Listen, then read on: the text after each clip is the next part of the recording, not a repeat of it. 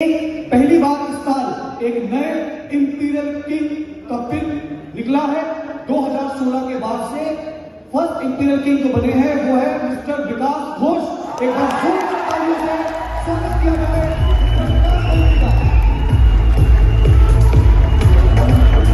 और जब मैं कहता हूं जोरदार तो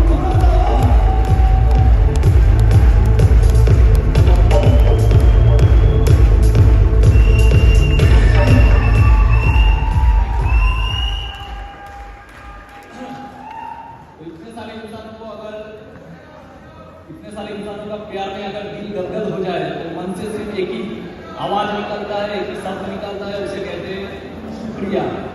तो भगवान को जो जन्म दिया, माँ बाप, company, smart value management, associate, हर एक टीम का एसोसिएट, स्मार्ट वैल्यू का हर एक एसोसिएट, सबको सिर्फ एक ही चीज बोलना है दिल से, शुक्रिया।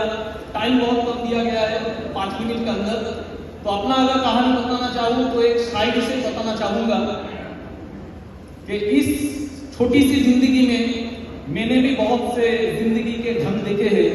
कभी धूप, कभी छाव, कभी बारिशों के संग देखे हैं, और कभी कभार बदलते परिस्थितियों के साथ इंसानों के बदलते रंग भी देते हैं।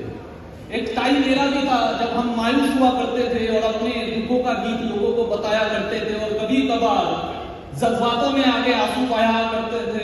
फिर जिंदगी में एक मोड़ ले लिया, हमने अपने दुखों को गीत लोगों को बताना छोड़ दिया। अभी हम सिर्फ दूसरों की जिंदगी में खुशियों के गीत बोते हैं, क्योंकि महान वही होते हैं जो इस जिंदगी में दूसरों के लिए जी लेते हैं।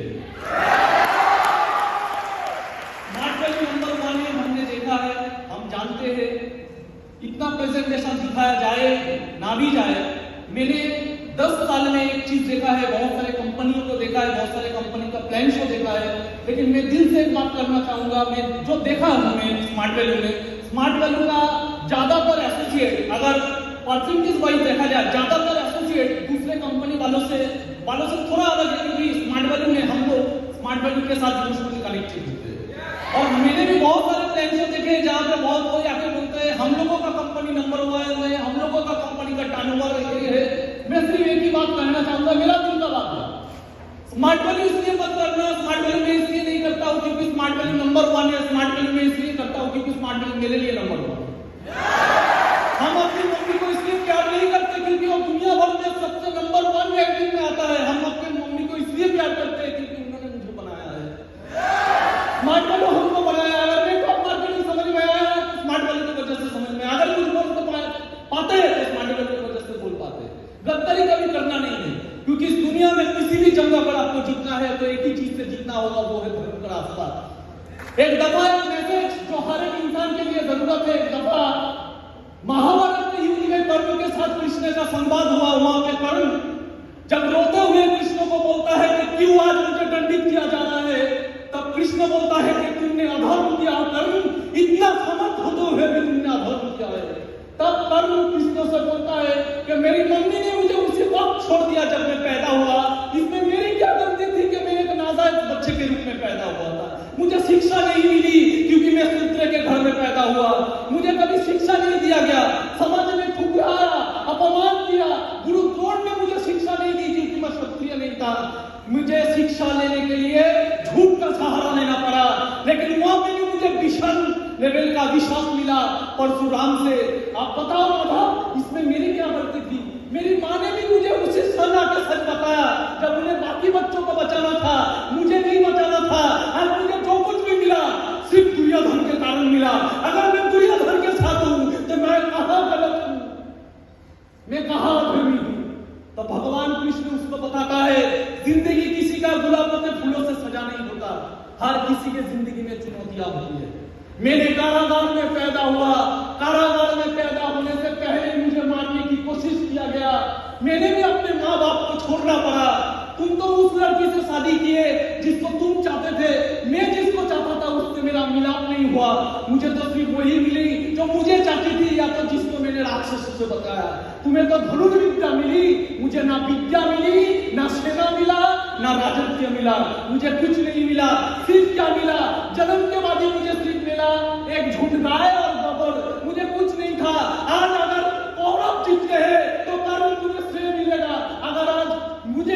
जगह अगर पांडव जीतता है, सिर्फ मिलेगा युद्ध, सिर्फ मिलेगा लांछन, सिर्फ मिलेगा अपमान और सिर्फ मिलेगा अभिशाप। किसी का जिंदगी गुलाबों से फूलों से जैसा नहीं होता, हर किसी के जिंदगी में चुनौतियां होती है। युधिष्ठिर के जिंदगी में भी चुनौतियां था, दुर्योधन के जिंदगी में भी चुनौतियां थे, सबके जिंदगी में चुनौतियां होती है। लेकिन इससे कुछ फर्क नहीं पड़ता आपके साथ कितने अनुचितताएं हुई, कितना अपमान हुए, कितना बार वंचित किए गए, इससे कुछ फर्क नहीं पड़ता। फर्क चीज एक ही चीज से पड़ता है, आपने क्या किया। आप सही थे, आप सही थे कि नहीं, आपने धर्म का साथ दिया कि नहीं। जो धर्म के साथ रहेगा वही एंड तक जीतेगा। ये जीवन एक कुरुक्षेत्र है, एक जीवन एक कुरुक्षेत्र है। युद्ध में जो सच्चा रहेगा, आपके साथ आपके सीनियर ने क्या किया, कुछ फर्क नहीं पड़ता। आपका बिजनेस में कितना दिन हुआ, कुछ फर्क नहीं पड़ता। आपको सम्मान मिला कि नहीं, कुछ फर्क नहीं पड़ता। पहला साल, दूसरा साल, तीसरा साल, चौथा साल, पांचवा साल, हम लोगों ने सिर्फ रिकॉग्निशन पे जाके ताली मारा, पिन नहीं मिला। लेकिन सपना क्या था, सपना था स्मार्ट वैल्यू का लीडर के देख के सपना पैदा हुआ कि एक अलग जिंदगी है, हम जहां पे खड़े होंगे बाकी लीडर एक तरफ, हम एक तरफ, ऐसा एक सपना था। लेकिन दिन गुजरता गया, साल गुजरते गए, तब अंदर से टूटते गए। तब एक समय आया भगवान से बात किया कि शायद मुझे वो जिंदगी नहीं मिलेगा, शायद मुझे वो पहचान नहीं मिलेगा, शायद मुझे कोई पहचानेगा नहीं, शायद मैं कभी प्राउड बन नहीं पाऊंगा। तब दिल से ही आवाज आया कि कोई कुछ नहीं चाहिए, कोई मुझे पहचाने ना पहचाने, मैं करोड़पति बनूं ना बनूं, स्मार्ट वैल्यू में खो जाओ, कुछ फर्क नहीं पड़ता। पीछे बैठूंगा लेकिन दिल से एक चीज जानूंगा कि स्मार्ट वैल्यू में अगर सच्चा दिल वाला कोई होए, हम दिल से जानना चाहिए। तो दिल से जानना है स्मार्ट वैल्यू का सही से मैं हूं। क्यों? क्योंकि स्मार्ट वैल्यू में जिसको गाड़ी मिला वो स्मार्ट वैल्यू करेगा, वो यहाँ पे आके जय जय कर करेगा, एक मामूली बात है। स्मार्ट वैल्यू में जिसका फ्लैट हो गया है वो यहाँ पे आके जय जय कर करेगा, वो मामूली बात है। स्मार्ट वैल्यू में 5 साल में करोड़पति यहाँ पे आके जय जय कर करेगा, वो मामूली बात है। 5 साल में कुछ नहीं मिलेगा, फिर भी वहां पे बैठ के दिल से बोलूंगा, मरते दम तक स्मार्ट वैल्यू करना है।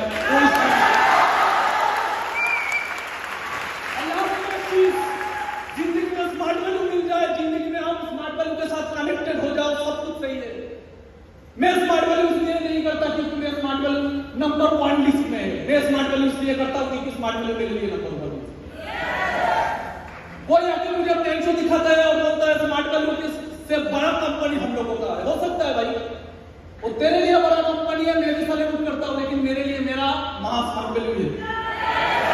एक बार ध्यानचंद को तानाशाह ने पूछा, मैंने ट्रेनिंग में सुना था, एक बार ध्यानचंद हॉकी का मास्टर, उसको तानाशाह ने पूछा कि तुम्हारे देश ने तुम्हें क्या दिया, आज भी सूबेदार हो, हम लोगों का देश से आके खेलो, कहां से कहां पहुंचा दूंगा।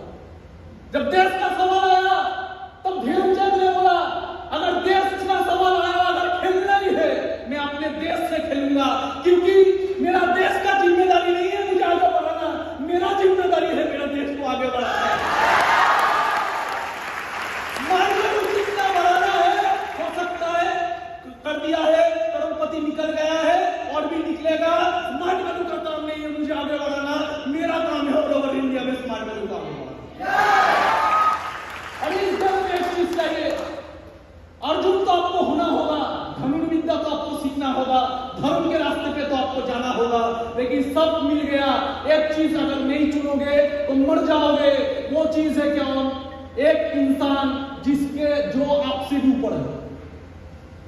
इस दुनिया में इतिहास बोलता है एक इंसान होना चाहिए जो आपसे भी ऊपर है। एक बार माता लक्ष्मी ने नारायण से पूछा, भगवान आपके दिल के आधे भाग में शंकर जी है और आधे भाग में मैं हूं। तो तब नारायण बोलता है, देवी मेरे हृदय के आधे भाग में शंकर जी है और आधे भाग में आप भी हो।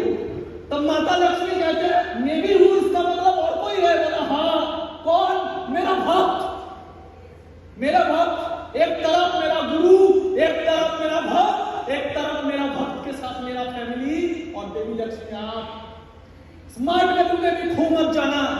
दिल के एक अंदर में रखना अपने गुरु को और एक अंदर में रखना अपने टीम को और अपना पत्नी को, अपना प्यार को, अपने परिवार को, लेकिन एक तरफ रखना भगवान विष्णु भी रखता है, एक तरफ रखता है अपने गुरु को, एक तरफ रखता है। या तो इस मन में गुरु होगा या तो इस मन में गुरु होगा, क्योंकि मन भटकाता है, मन उलझा हुआ है, इस मन में विवाद है, इस मन में द्वंद है, इस मन मायावी है। इसलिए कहते हैं इस मन में है द्वंद और इस मन में युद्ध है। इस मन में है द्वंद, इस मन में ही युद्ध है। युद्ध मतलब समझ रहे हैं? तो हम लोग कभी कभी फोकस्ड हो जाते हैं, कभी कभी डिफोकस्ड हो जाते हैं। इस मन में ही द्वंद है, इस मन में ही युद्ध है। और इस मन को चाहिए कौन? इस मन को चाहिए गुरु। इस मन में ही द्रोणाचार्य है, इस मन में ही कौन है? कृष्ण। इस मन ही कौन है? दुर्योधन। इस मन ही कौन है? पार्थ। और इस युद्ध में आपको समझना है क्या चीज है? यथार्थ। इस युद्ध में अगर आपको जीतना है तो आपको यथार्थ काम करना पड़ेगा। यथार्थ मतलब जो बंगाली में कहते हैं यथार्थ माने की क्या करते हैं?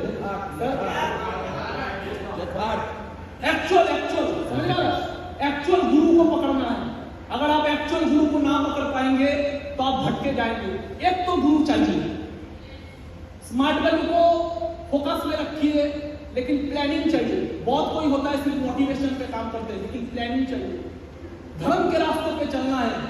धर्म के रास्ते पे मतलब कोई कुछ भी करे, कुछ फर्क नहीं पड़ता। आपके साथ क्या हो रहा है कुछ फर्क नहीं पड़ता। आपका नियत ही कैसा होगा? जैसा आपका नियत होगा।